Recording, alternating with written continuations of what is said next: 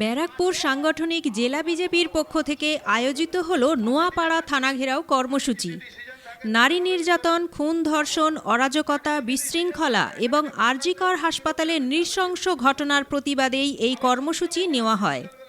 উপস্থিত ছিলেন ব্যারাকপুরের প্রাক্তন সাংসদ তথা বিজেপি নেতা অর্জুন সিং। ব্যারাকপুরে দলের সাংগঠনিক জেলা সভাপতি মনোজ বন্দ্যোপাধ্যায়, সম্পাদক কুন্দন সিং, বিজেপি নেতা প্রিয়াঙ্গু পাণ্ডে সহ দলের অন্যান্য নেতাকর্মীরা।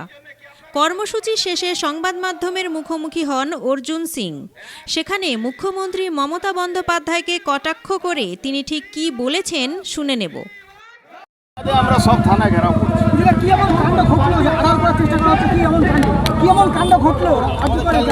কিছু না, এটা বড় ধরনের স্কেম আছে।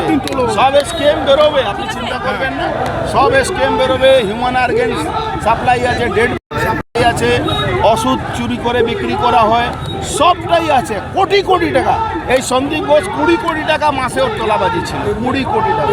লিডাররা বলছে যে রাস্তায় দিদি নেমেছে, সিবিআই সত্যি যাচ করছে। দিদিমণি নিজের কাকে বাঁচাবার জন্য নেমেছে। দাদা ডিফেন্ড করার জন্য কপিল সিব্বলকে নামানো হয়েছে, কি বলবেন? 21 জন। কপিল সিব্বল সব থেকে বেশি টাকা নেয়, তারপরে 20 জন আরো নামানো হয়েছে। এটা আমাদের ট্যাক্সের টাকা দিয়ে আমাদেরকে মারছে।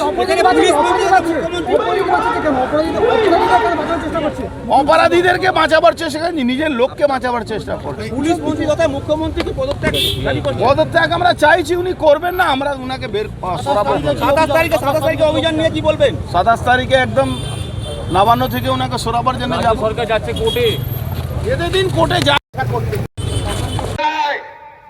যারা লেখাপড়া করে বাবার মার পাশে দাঁড়াতে চায়, সেই মা বোনদের পাশে, আমাদের বাড়ির মেয়েদের পাশে আমরা আছি।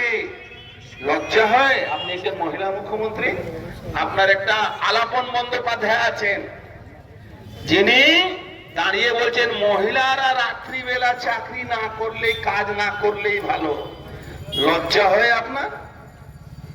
আপনার বাড়ি বউ রাত দিন চাকরি করতে পারবে, আপনার চাকরি পরেও 3 লাখ টাকা আমাদের করের টাকা দিয়ে আপনার মাইনে চলছে, আর আপনি জ্ঞান দিচ্ছেন কি বাংলার মেয়েরা আর চাকরি রাত্রিবেলা করতে পারবে না। আরে দিদিমণি, আপনি তো সুসাইড করে নেওয়া উচিত।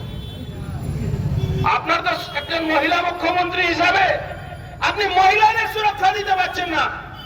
সুরক্ষা দেওয়ার দূরের কথা, মহিলাদের উপরে অত্যাচারের যদি 1 থেকে 10 নম্বর দেওয়া হয়, তাহলে 1 নম্বরে আপনি আছেন। বাংলার মেয়েদেরকে, বাংলা মেয়েকে চায়, এই স্লোগান দিয়ে 2021-এ ক্ষমতায় এসেছিলেন। আজকে বাংলার মেয়ে বাঙালিদেরকে বাঁচাবার জন্য মাঠে নামতে হবে, নালে বাংলার মেয়ে এই মমতা ব্যানার্জি থাকতে দেবে না, মমতা ব্যানার্জি বাঁচতে দেবে না। এই মমতা ব্যানার্জির উপরে বাংলার মেয়ে বিশ্বাস করলে বাংলার মেয়েরা বাঁচতে পারবে না। বাংলায় দরকার আছে যেরকম এমন একটা আন্দোলন গড়ে তোলা, এমন একটা আন্দোলন